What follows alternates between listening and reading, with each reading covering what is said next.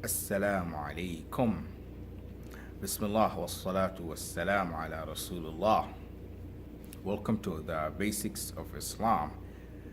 Today our topic is about the expression Insha Allah. There's a long history to this expression Insha Allah, but we are not going to talk about that today since this channel is about just the basics of Islam. Insha Allah, which means if God wills or if Allah wills. Alright? So how do we say Insha Allah and when do we say Insha Allah? We say Insha Allah before giving an appointment or before committing to do anything in the future. Alright?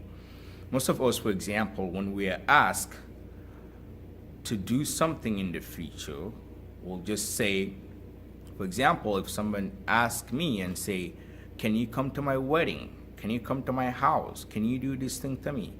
Most of us will respond and say, sure, I'm going to come to your house.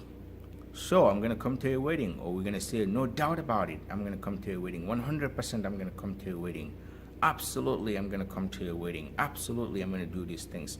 We are so certain and we are so sure about what we're going to do in the future. But we always forget to say Insha Allah. And as Muslims, we have to make a habit of saying this. Before we commit to doing anything in the future, we're supposed to say Insha Allah. If somebody asks you, can you come to my house? Someone asks you, can you come to my house? You say, Insha Allah, I'm going to come to your house. Can you come to my wedding? Insha Allah, I'm going to come to your wedding. Can you do this thing? You say Insha Allah. And that's why Allah subhanahu wa ta'ala says in Quran, وَلَا تَقُولَنَّ لِشَيْءٍ إِنِّي فَاعِلٌ ذَلِكَ غَدًا إِلَّا أَن يَشَاءَ اللَّهُ. He says, don't say that I'm going to do anything in the future except you say Insha Allah. Except you say if God wills. Before you say I'm going to do such and such thing tomorrow, such and such thing in future, you're supposed to say Insha Allah.